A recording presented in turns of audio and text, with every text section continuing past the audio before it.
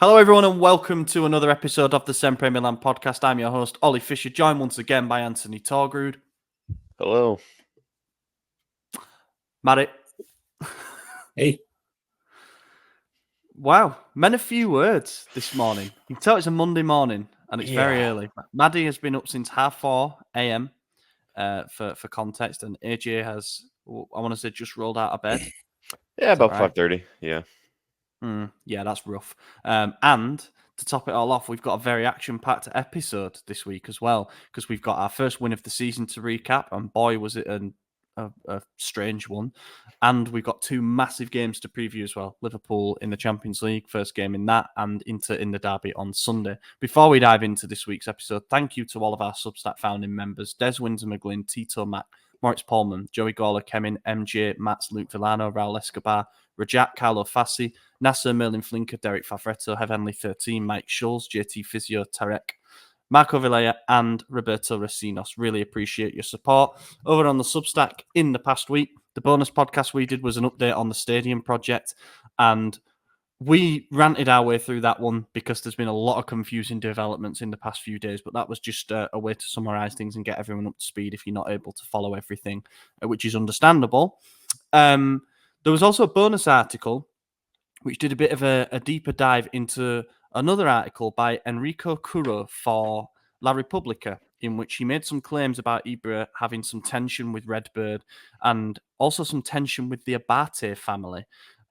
We sort of debunked part of that and also went into why part of it is true. So I would recommend going and reading that because there's some interesting stuff behind it.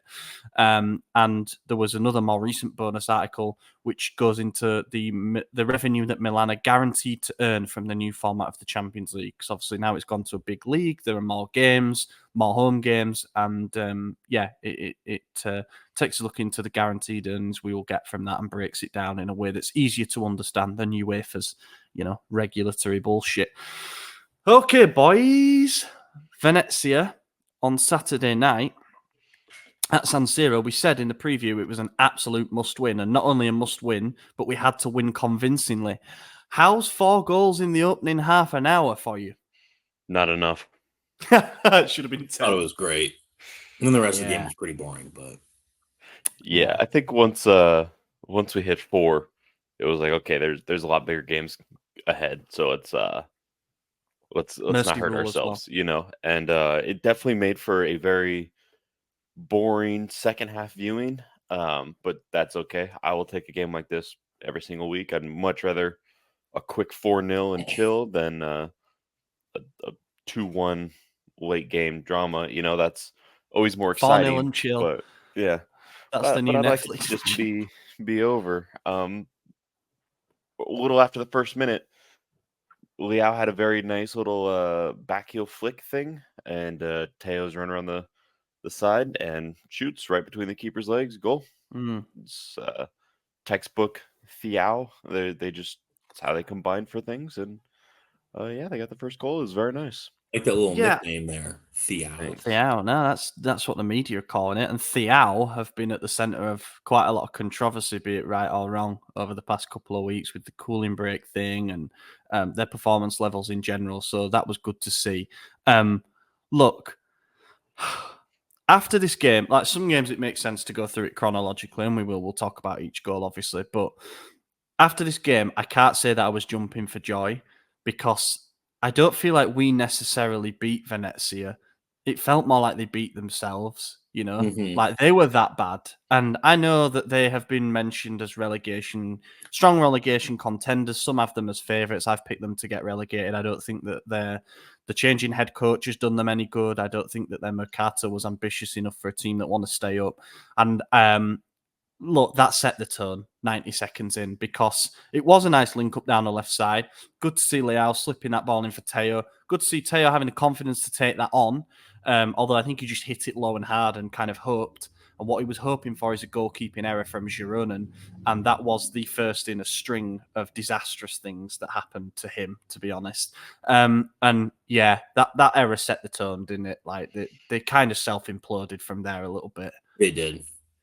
Yeah, I don't think we looked spectacular, right? It was just when you get an early goal and then early 2 goals and then 2 penalties, right? Yeah. What are Yeah. you gonna do after that? Yeah, sometimes the other team is going to hand it to you like that. I think we forget that because the first 3 games of the season we played, we had to battle from behind twice. We lost against Parma, who'd been newly promoted, and they looked well up for playing us. Sometimes you don't really have to show up in order to beat a team, and I feel like that was that. And I don't want to be too disrespectful to Venezia, and this is where AJ comes in and says be disrespectful to them because they're shit or whatever.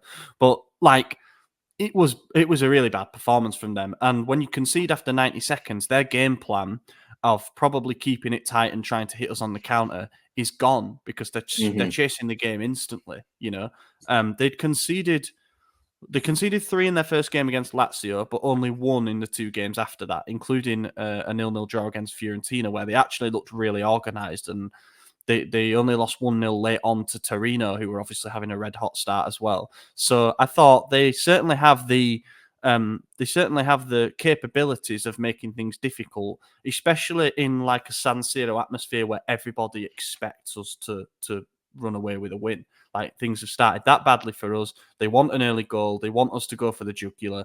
And I guess that's exactly what we did. Second goal was a bit weird as well. Like, if the first one was a goalkeeping error, the second, I don't really know what happens. Pulisic whips in a corner into a dangerous area. Gabia is the one who's running away, celebrating. But it wasn't his goal. It's been given to Fofana, I'm being told. I don't see it. So I've watched this goal multiple times. I watched actually last night. I went through the little extended highlights clip that CBS puts out, and I just kept rewinding for the goal for the slow motion part. It looks like it might touch Fofana. I still don't see it actually skimming his head, but it doesn't touch Gabia at all. What does touch him? What? You say it doesn't touch him at all? It doesn't. But what does touch it? He goes for it. He puts his knee out to touch it, and the goalkeeper actually goes to punch it, but misses and punches him right above the thigh, which is why he thought something hit me, and starts celebrating. And that's exactly what you would do in that moment. He said afterwards, he's like, "I guess I didn't touch the ball, but I know I felt something." And it wasn't just like bullshit. Like, he gets punched in the thigh right where the ball would have hit him if he went for it. But honestly, the more I watch it, the more I think it might actually hit Tammy Abraham's hair. All right. It looks like, because he's got kind of the Liao haircut thing going on. Yeah. And it, like, you see those hairs moving, and he does a header. It's not like a clean one. It's not flush. So the jury's still out on this one. I don't know who got the it might have just been an Olympico from Christian, for all we know. Yeah. I don't know, but yeah, it was a weird one. I feel bad for Fofana because obviously not knowing he scored until he was on the bench. It's interesting. Yeah. I mean, even in the replay when he goes to watch his first goal, you hear the commentators, Matteo Gabia. Right. It's just like, all right, well, so he's never going to have that moment of his first goal with AC Milan, but he'll always have a good story about it. So, yeah, I mean, when he gets his first goal, like his, it'll still be there. Yeah, he'll still have his first celebration. That will come. I thought Gabriel's comments after the game were interesting, where he was like, I just feel sorry for Fofana because he wasn't able to celebrate, as you said there, AJ. And it's like, well, why did you celebrate then? Yeah, exactly. I mean, I guess he genuinely thought that he'd scored. Fair enough, whatever. But I presume that the league, because the VAR room isn't just for making decisions like penalties out on the field and stuff.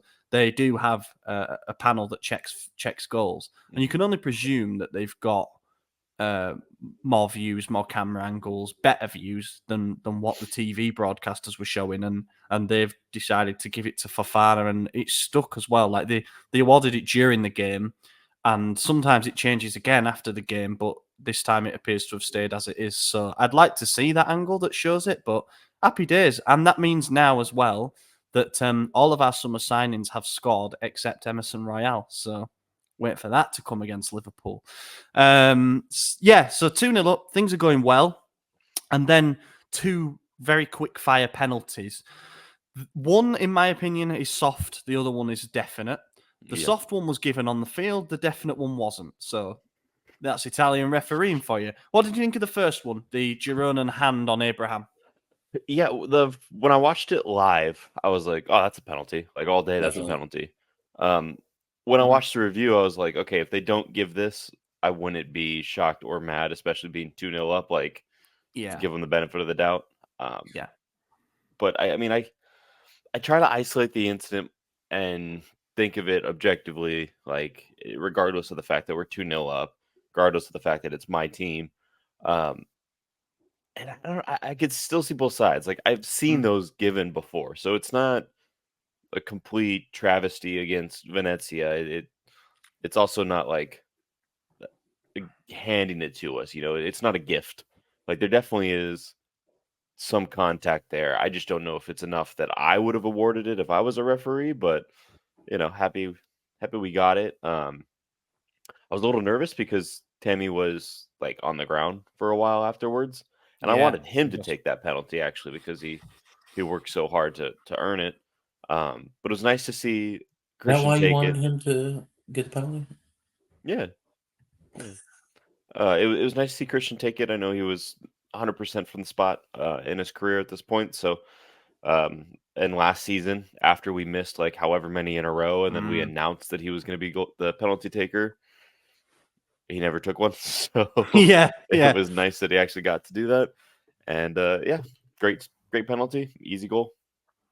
I thought it was going to get overturned, but obviously it didn't. So, yeah. It's one of those where I think that if it's given on the field, because there wasn't conclusive enough evidence to overturn it, it's going to remain, and probably the other way around too. If that hadn't been given and it goes through a review, they'd probably say there's not enough contact to bring Tammy down. One thing I will say is it's smart centre forward play from Abraham.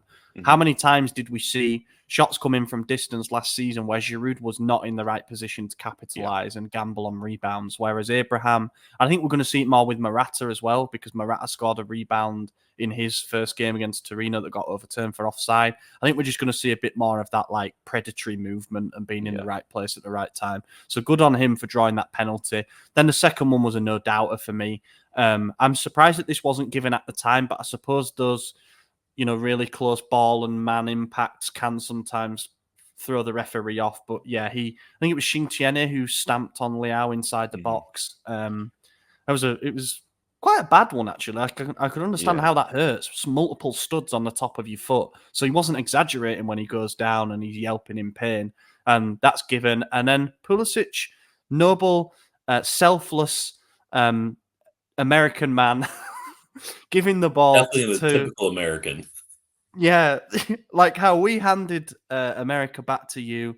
Pulisic hands the ball to the English Tammy Abraham. Yeah, so we're even now. All right. Circle. Yeah, I think that's it now. And like genuinely, that is really nice, because Pulisic could have just said, "I've already scored one a few minutes ago. I'll take on the responsibility. I'll get myself a brace." But he said, "No, you can have this one." I think last season when we were doing some of that dicking around stuff, when players were like giving penalties to other players, it didn't really work. But thankfully this time, once again, Giroud, the Venezia keeper, just dreadful. Like for both penalties, he commits way too early, and he makes it really, really easy to just slot it. Not even in the corner, middle right, both of them, and he's already on the deck. So not great game from him, but good to see Tammy celebrate a goal in his first home start. Yeah, it's awesome. Obviously, you want, like you said, Royale's the only new sign who hasn't scored yet, which is really impressive considering it's only the fourth game of the season. Third game of the season? Fourth? Fourth. Okay. Yeah. So, I mean, that's pretty crazy. It took. We never had that in CDK's season, so yeah, it didn't happen. Yeah. So that was neat. As far as the penalty itself goes, live, I didn't think it was a penalty because I wasn't watching the feet. I was just watching kind of generically, and you don't see him get stepped on. At least I didn't. But you see him like do the jump and drop thing. It looks almost like a flop. Obviously now you know why, and it's very obvious that it's a penalty. But I could see how the referee from distance could miss it live. And he kind of just threw his arms up, and then obviously went to VAR and said, "Oh, yep, clear penalty," and we took it. So, yeah, props to the referee for, I feel like he got a lot right, and I had a good game. Missing a call and going to VAR and accepting that he missed it and overturning himself. I think that's proper refereeing. You don't see it enough, and I mean, once you're 4 up in the opening half hour, it's really hard for the other team to care, to try and fight back. They did get one goal, but it was called off for a foul in the build-up, and it was a pretty obvious foul in the build-up, I think. So that was another one that was overturned super quickly. And then we kind of just took everyone off. They had a red card pretty late on, and we didn't even bother trying to get a fifth because why?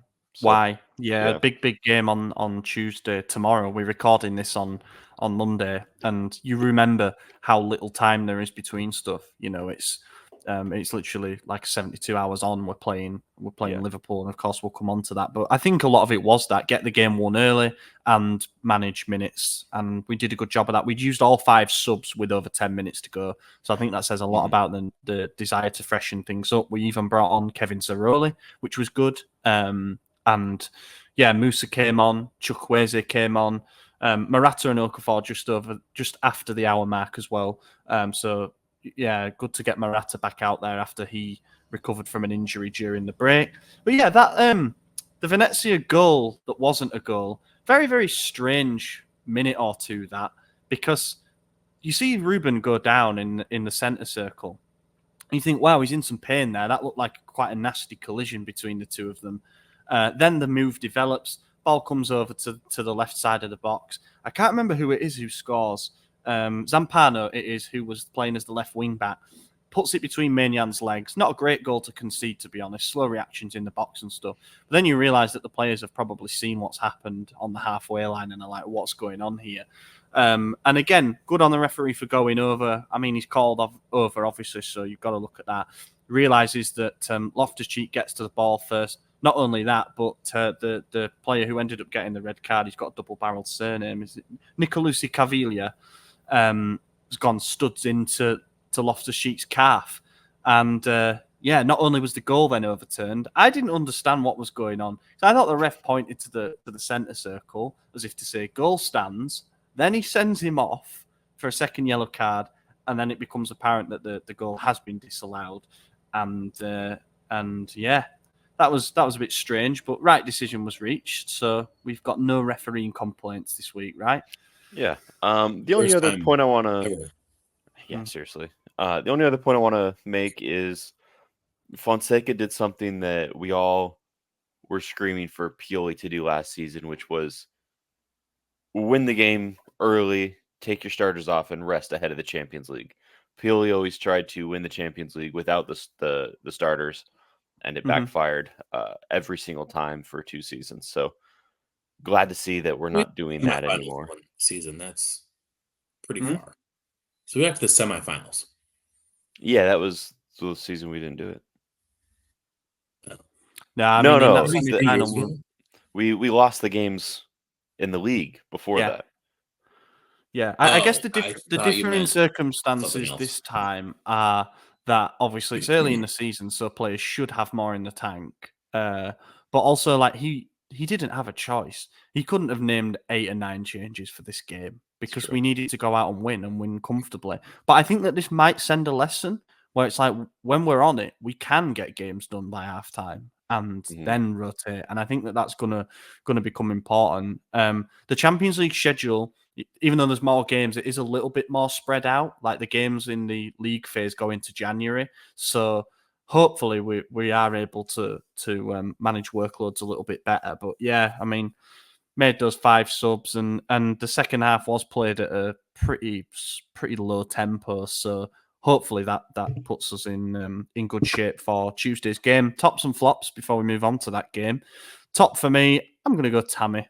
I liked what he brought up front. Energy, good movement, drew a penalty, scored a penalty. And I think he's one of many that you could pick for this, to be honest. Yeah, I'm going to give it to Pulisic. Goal, assist, Could have had a second goal if he wanted to take the second penalty, but he chose not to. So, yeah. Pick one of those two players, but since you both did, I will do Liao for stepping it up. Yeah, Liam and Teo were good. They looked good, and they should show themselves in games like this. Let's be honest. They got benched, man. They kind of got a little wake-up call there.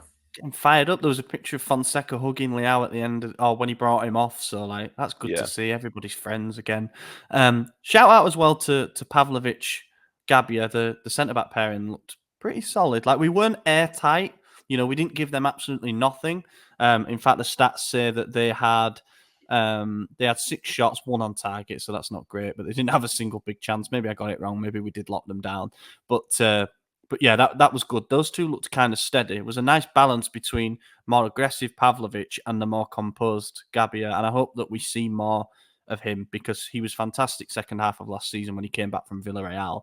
And I find it strange that he hasn't even really had much of a look until this point, but he did good. Flop is a difficult one because I don't think anybody really stank the gaff out. People are going to say Emerson Royale, but I thought it was a big improvement from his Lazio performance.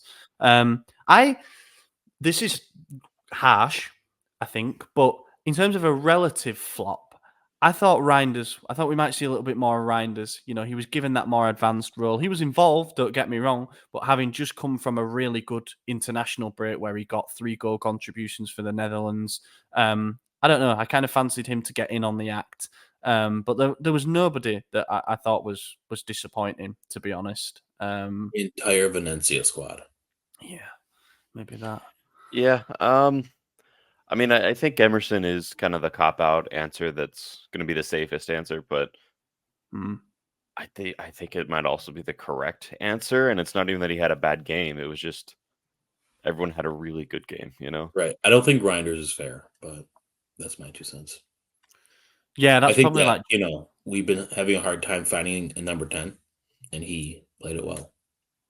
Yeah, I thought the Fofana RLC double pivot actually looked good. I thought they were both at least a 7 out of 10. But that's not the game that you judge it on. That's sort of like everything that we saw. This isn't the game that we say has fixed all of our problems. Far from it. We've got much tougher 2 games to come. And from that, we can draw more solid conclusions. But it was a step in the right direction at the very least. Champions League action returns to San Siro. Yes, so we kick off our 2024-25 Champions League campaign with a home game against Liverpool. Obviously, there's a lot of history in this fixture. The 2 finals in 05 and 07, the Istanbul Nightmare and the Athens Revenge. Then we also played them twice in 2021-22 when we won the Scudetto. We lost the first game of the group stage there at Anfield. We were 2-1 up at half-time and we got beaten 3-2. And then we also lost 2-1 at home, having led. And that's what condemned us to bottom of the group. A lot's changed since then. They don't have Jurgen Klopp anymore. They've gone for Arne Slot to replace him, who was the Feyenoord manager. Klopp left after 9 years there. So, big shoes to fill. They started this season really well. 2-0 win against Ipswich, 2-0 win against Brentford, 3-0 win at Old Trafford against Man United in a game that is obviously massive for them. But then they lost 1-0 at home to Nottingham Forest, which is Forest's first win, I'm reliably told by friends who support them. Forest's first win at Anfield since 1969. It was a late Callum Hudson-Odoi winner for them. That has just put a little bit of a doubt amongst the Liverpool fans, I would say. They started the season rampant, not conceded a goal, brushing aside teams, and then they lose a game like that. How do we feel coming into this one? Yeah, look, I don't think we're gonna win. Not to be negative after a big dub, but when was the last time we beat Liverpool? Genuinely, was it 2007? 2007, yeah. Yeah, there you go. You say a lot's changed since the last time we met them, but it hasn't. They're still a really good team. Most of their core is still there. Managers change, but obviously you look at their league and they've conceded 1 goal this season. Yes, it's 1 loss, but it's 1 goal conceded. Whereas we're averaging 2 goals a game. Well, I guess now that's technically changed. Letting plenty in anyway. Yeah, exactly. So, maybe we pull it together and it's not as bad as we think. But I don't foresee a victory in this one. I think it's going to be more rough waters ahead for Fonseca and the boys. But yeah. I'm more confident about this game than the Derby. Well, yeah, definitely. Yeah, I think so as well. Yeah. But I think we can get a result. We have to play like our best football of the season because we have not been playing great football, and this week was kind of like a practice. But it's doable. It's doable. I don't think we should be. We can't afford to be too negative coming into this, and it's going to be hilarious when it comes to predictions because I'll just become a hypocrite. But we should be up for this one, right? We should be well up for it. We've just won 4-0. The other team's just lost 1-0 in what was a shock result. We've got to use San Siro to our advantage. It's the first game in the Champions League, and you do sometimes see some shocks, teams figuring things out. It's Slot's Liverpool, not Klopp's Liverpool. Whether that makes a big difference, we need a bigger sample size to see. But I do think that there is definitely the potential that we can get a result from this game. The problem is that I think we have to perform very well and they have to underperform in order for us to get a result. And I think that 1-0 defeat to Forest might just light a spark in them and they're going to come in and take it out on us. It's not like they heavily rotated for that game at the weekend either. Just looking at their starting lineup, I don't think that the 11 that they field against us will be much different from this. They had Alisson in goal, Alexander-Arnold, Konate, Van Dijk and Robertson as the back four. That's now their first choice defence, really. Gravenberch and McAllister as the double pivot. Szoboszlai just ahead of them. Salah on the right, Luis Diaz on the left, and Jota up front. What scares me is the wingers, really. They're going to be a problem. Luis Diaz has already scored against us for Porto in that 2021-22 season when Liverpool did the double over us. Salah, we know what he is. He's going to go down as one of the best wingers in Premier League history. Jota's been scoring plenty up front. Szoboszlai's not necessarily hit the ground running. I think if there's anywhere we can get an edge, it's potentially on Fofana pocketing him, but that might not age very well. Then you got Trent, who creates havoc coming forward from that right back position. So there's plenty to fear about this team. I mean, you look at the players they were able to bring off the bench as well. Gakpo, who was the leading scorer at Euro 2024 for quite a while.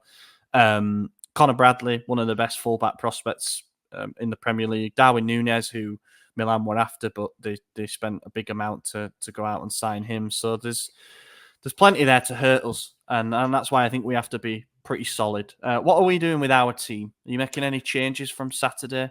Well, I want to talk about Liverpool for a little bit still. Oh, yeah, yeah. I'm curious to see if they make any changes because they've had the exact same starting 11 for every game this season except for the league opener, where the only difference was Konate came on in the 46th minute, but everyone else was the same. So it's pretty clear who Slot's best 11 is, or at least who he thinks his best 11 is.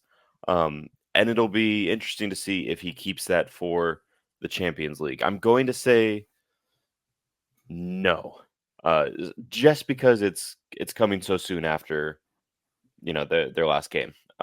If it was like a week later, then yeah, fine. But because it's just 2 days or 3 days, whatever it may be, I don't think he's going to keep the exact same. I think we probably see Darwin Núñez up top. Gakpo. But that said, or Gakpo. That said, nobody wants to lose the first game of the Champions League. Everyone wants to start the season with a win. This is obviously one of the bigger matchups that we're both going to be playing as the pot 1 and pot 2 teams. And it's the new Champions League format. So, it's better to get the win and just make sure you keep winning until you fully understand the format. So, yeah, it'll be unique. I don't know. I think we're going to change a bit. I think Tomori will come back in the lineup. I think Morata's going to start. It'll probably be the rest of the players will remain the same. Maybe Chukwueze starting over Pulisic. I'm not 100% on that, but I would definitely think Morata is going to start and probably Tomori as well. was going to say Tomori start for sure. I don't know if Tammy on the Champions League list? Yeah, he is. Yeah. Yeah. Or Morata starts. I could see them both. Like, I could see it going either way. Only because Morata's just back from injury. You don't want to aggravate it again. Yeah.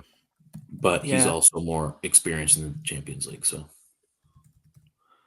Yeah, he is. That's the big dilemma for me, is who you start up front. And I'd always generally be in favour of starting the hot hand, and in this case, that's obviously Tammy, because he came on and did very well in that Lazio game, got an assist for the equaliser, won a penalty, scored a penalty in that one. And Morata's been out for a while, so you can expect a little bit of rust from him. He got 30 minutes against Venezia, but it was garbage time. Like, he didn't have much to do.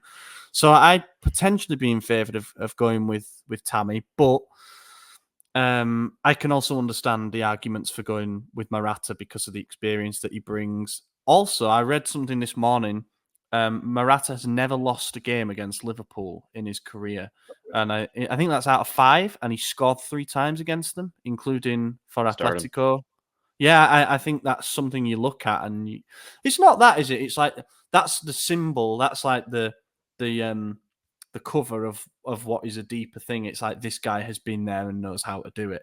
You know, he can be in the dressing room, and he can do this even if he's not starting. But he can be in that dressing room and out on the field and say, "Follow me, lads. I know what it takes to win." I was just looking at Tammy Abraham's record against Liverpool. He's never won against them, so there you go. No wins in 6 for Tammy, but he has scored against them and got an assist against them. So, yeah, I'll be interested to see what we do there. The centre-back pairing, I'd be tempted to say don't change, but I think that we are going to need the recovery pace of both Pavlovic and Tomori for this, because they're going to hit us in transition. We're going to get turned around a bit, and we know that is not necessarily Gabby's biggest strength. I think the midfield will stay as it is. I think we need Fofana and RLC to provide a bit of size, a bit of physicality in and around there to shield the back four. And I don't think much else changes apart from that. I honestly think he's going to start Pulisic again because of how well he started the season, you know, and his set pieces. If we can get an edge on dead balls, get an edge from the fact that he's facing Robertson. Now, Robertson is obviously regarded as one of the best fullbacks in the Premier League, but I think that that's more weighted towards the past. Now, I think you can probably get at him a bit more. That could age terribly. He might pocket Pulisic, but I do think that that we might go for that. Or do you go for the energy and the fresh legs of Chukwueze, you know, who could cause him problems with his pace and in different ways? So there's some selection dilemmas there. I'm just looking here at a report that says Liverpool's changes are going to be Endo coming into the double pivot for McAllister, Gakpo on the left, and Nunes up front. So they're expected to make changes. Chiesa, who obviously knows Milan very well from his time at Fiorentina and Juve, is a doubt due to fitness, and Harvey Elliott has a broken foot, so he's going to be out. The latest Milan news predicted 11 for us is Maignan Calabria back in for Emerson. I'd be surprised by that personally. I think Emerson Royale is a player who, if nothing else, has experience playing against Premier League teams and has played against Liverpool several times. And Calabria's out because he had a knock, so you play someone who's 100% fit now. But yeah, Tomori, Pavlovic, Teo, Fofana, Loftus-Cheek, Pulisic, Reinders, Leao, Morata to come in. So a couple of changes from the last game. Predictions? Yeah. Unless you've got anything else to add? No, I just looked up Pulisic's lifetime record against Liverpool just to see. He does have 2 goals and 2 assists against them in 7 games, so not a bad return. Although I am also seeing 4 of those 7 games were losses and only one of them was a win. So up the Chelsea right there, I guess, huh? Chelsea indeed. Yeah, so hopefully he continues the goal scoring and assisting form and breaks the curse of only 1 win against Liverpool. But predictions, I'm going to go 2-2. Oh, okay. I've gone 2-2 in my pre-match preview, so I've got to stick with that as well. I didn't read it, but nice. It's not out yet. Oh, okay, well, there you go. You won't read it. Yeah, don't. Please don't. I think Liverpool will definitely score 2 goals. I am not confident that we will, but I would like to see a 2-2 draw. I'd like to see a win, but Yeah, I'd be Some happy with the draw. entertaining at the very least. Do you know what would satisfy me more? And this is weird. A 0-0 draw. I'd like to prove that we can shut out a team like this. Because even though they lost the last game and didn't score, they're still very dangerous, and we know what they can do to us when they're on it. I would love us to just look solid, and if it's a point, then so be it. I wouldn't celebrate a point. I wouldn't jump for joy, but I think it'd be like, okay, there's something else there to build on after we've arseholed Venezia, who were just garbage. We I think in the need new to. formation of the Champions League, I actually probably would celebrate a point, to be honest with you. I think against Liverpool, that's a big point to pick up.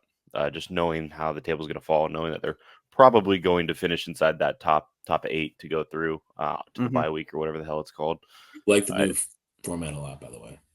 Yeah, I'm interested. I was Curious. not a fan at first, but after watching the draw, I was like, okay, I kind of get it now, and it's kind of exciting. So curious to see how it plays out. It reminds me a lot more of the NFL, to be honest with you. Just having the games, not everyone plays the same teams, and then you have the people with the bye week, and then you have people with the playing around the wild card. So that's basically what I'm equating it to.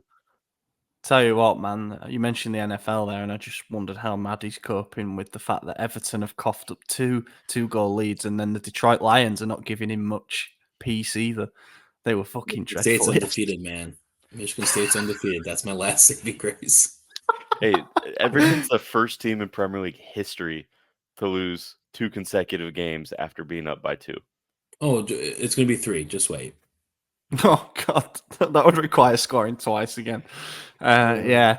You're not going to like this, Maddie, because I did some work for the enemy. If you're interested in seeing a preview from our side, Liverpool official website has an opposition breakdown, which I did for them. So go check that out if you want. I hope they paid you. Well, no comment. Let's move on. Inter preview. So the first derby of the season comes on Sunday night at San Siro. It's Inter's home game. We always seem to play them early in the season. It's always within the first 4 or 5 rounds, and in this time around it is round 5. I now dread these fixtures. I don't know about you lads, but for the Liverpool one, I'm like, there's a little something in there where I'm like, yeah, I'm kind of looking forward to seeing how we get on. Sunday, it's like, are we going to lose by 2 or are we going to lose by more? That's kind of a sad thing. It shouldn't be this way because we changed head coach, and I think a lot of people acknowledged that Pioli's setup and his lack of tactical adaptation were a decent chunk of why we lost 6 derbies in a row, an active streak. We can lose a 7th in a row on Sunday. But you change head coach, and you hope that it brings new ideas. You hope that he's fixed things defensively. Also, I'm looking at Inter's results, and they drew 2-2 with Genoa. They drew with Monza, having to come from behind yesterday. So they're they haven't exactly hit the ground running, and are not leading the league. Funnily enough, that's Napoli that are leading the league after they lost their first game 3-0. So it's all a bit mad at the moment in the early stages. That's one of the things that a derby this early in the season does bring, is that you can catch team by surprise. That's about as far as it goes for positives from me, because I'm just expecting more of the same. I haven't seen enough in these first, what are we on, 360 minutes of the season that says we've got the antidote to the problems of the derby. Yeah, I mean, look, I think we can do it. I think new coach syndrome, a couple new players that are kind of leaders in Morata and Pavlovic, I think he shut Inter down in one game last season in the Champions League. Yeah, I he believe, did, yeah. but not the others. So, there's some signs, but also let's not be naive. We have lost 6 consecutive games against them, and only one of them was close. So keep that in mind. I'm not saying we can't win it, but I'm also not saying it won't be extended to 7. And I wouldn't even blame Fonseca for that. It's really a lose-lose, because if you lose, then you lose. If you win, then you get on Twitter and you see all the Inter people tweeting out the meme of the guy celebrating on the 3rd place podium, and it's going to be that. I will still celebrate. I'll take it. I'll take it over the alternative. But I'll also celebrate if they win. So of course. Shut the fuck up. Yeah, I just know that they got the the reply is already drafted. So there's They'll that. be like, "Oh, 1 win in 7. We've got Yeah. to give to the charity and stuff." I'm Yep, already yep. ready for it, mate. I'm already ready. Yeah. There's a little advantage for us in this, which I do want to point out. We play Tuesday against Liverpool, obviously a tough game. Into play 24 hours later, away at Man City. It doesn't get much tougher than that. So they are going to have to play their strongest 11 in that. There is no, it's not like they've got Club Bruges or Celtic or whatever. They are going to have to play their best team in that particular game. So I think that's something, 24 hours less rest. Maybe that's to factor in. I know players nowadays are well looked after, and travelling to England is not travelling to Argentina. However, it might be something that plays a bit of a factor, even if they pick up any injuries between now and then. And as mentioned, they drew yesterday against Monza, and they fell behind in that, and they're kind of lucky. It was an 88th minute equaliser. But in that particular game, it looks like they rotated a bit. Aslani played, Fratesi played. He hasn't been starting much. Carlos Augusto played. So, yeah. Maddie, are you optimistic? Yeah. I think they're going to hand it to us again. Yeah. Yeah, what's mad, right, is that... So, you've seen the Genoa game, first game of the season. Inter were not great. They conceded late on. They threw away 2 points. And they weren't great yesterday against Monza. But then you see them that 4-0 against Atalanta, and you think, oh, yeah, this is by far the best team in the league again. Like, nobody can come close to these levels. When they click, and they can tear most teams in Europe apart. So they're a little bit Jekyll and Hyde at the moment, I guess. We just got to catch them on an off day. I mean, it's tough to predict the team because we don't know what's going to happen in the Liverpool game, the 11 that we'll name for that, and any injuries or problems that we might pick up from that. But what kind of a lineup wins us this game? Similar to the Venezia game. I was going to say a back line loaded up with assault rifles is the only way we're stopping them. Very American answer. I look, we're averaging 2 goals conceded a game, and we're about to play Liverpool. We all predicted a 2-2 draw. I wouldn't be shocked if this is a 4-1 loss or a 4-2 loss, which would still be our best performance against them in quite some time. So, yeah, I don't have a whole lot of confidence going into this one. Maybe it'll change. Maybe we blow Liverpool out of the water. They get smoked by City, and all of a sudden we're thinking, this is going to happen. We got this. But as of today, Monday, September 16th at 6:51 in the morning, we're taking an L. Mm-hmm. That's the kind of optimism that people flock to the SempreMilan podcast for. I think you've seen them click this season. We haven't clicked yet. No. It's the way it is. And I don't think it's going to come in a derby after playing Liverpool. Yeah. So one thing is, I suppose, we've both won games 4-0 in the last 2 rounds, but they looked so amazing winning 4-0, whereas we're like, that was easy. It kind of got handed to us with opposition mistakes and stuff like that. But then I watched the North London derby yesterday between Spurs and Arsenal, and you might groan at the comparison or whatever, but a derby is a leveler. You think that a game, you think that a team should go out and win a game comfortably. In this case, I think it'd probably be Inter as the reigning Scudetto champions. They've won a few in a row, all that. But a derby can force very good players to do very strange things. And I fancied Spurs to get a result yesterday. Arsenal had several key absences. The game descended into a really, really poor game of football. We've kind of got a hope for the same, I think. Like, we've kind of got a hope for this to be a really shit game and for it to be fine margins rather than it to be played in the open field again. I mean, their home game last season, the one that we lost 5-1, we conceded early. We're chasing the game from that point onwards. We're 2 down at the break.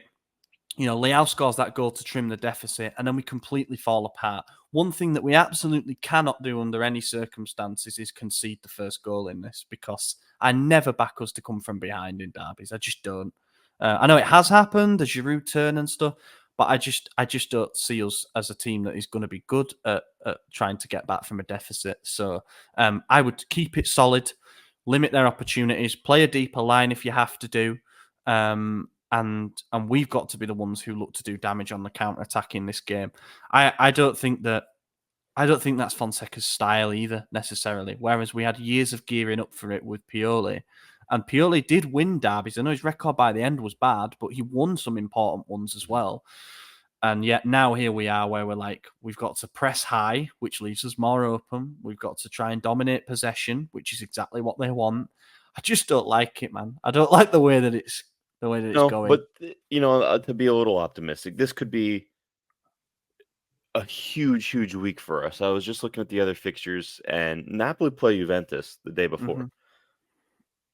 There's a scenario where all three of those teams, Napoli, Inter, Juventus, drop points, and we obviously would gain 3 in that situation. So that could be huge for us. That could catapult us into the top 4 immediately, and then all of a sudden we're saying, okay, season's back on, especially with a win over Inter. So there's a little hope, there's a little optimism if they all sit down and look at what it could mean and what it could do. And they show up the way that we've seen them show up in the past. When we won the Scudetto season, we obviously beat them. The season prior, we had beat them as well. The season after the Scudetto, we beat them in the first game. And then it descended into chaos. And somehow in the year and a half since then, we've played them 6 times and we've lost all of those. Mm-hmm. So, yes, it's a horrible situation, but also I don't think the numbers do it justice. I think they flatter Inter a lot more than they should, because a lot of those games were when we were in our moments of turmoil, in that crazy January, and then we did the next fixture where we just said fuck it, put 5 at the back and just hope for the best. There were some moments there, and then obviously the Champions League semifinal was a big one, but it was a lot of games in a quick period of time where we were at our worst and we knew it. And our game plan during that phase was to just stop the bleeding, not get a winner.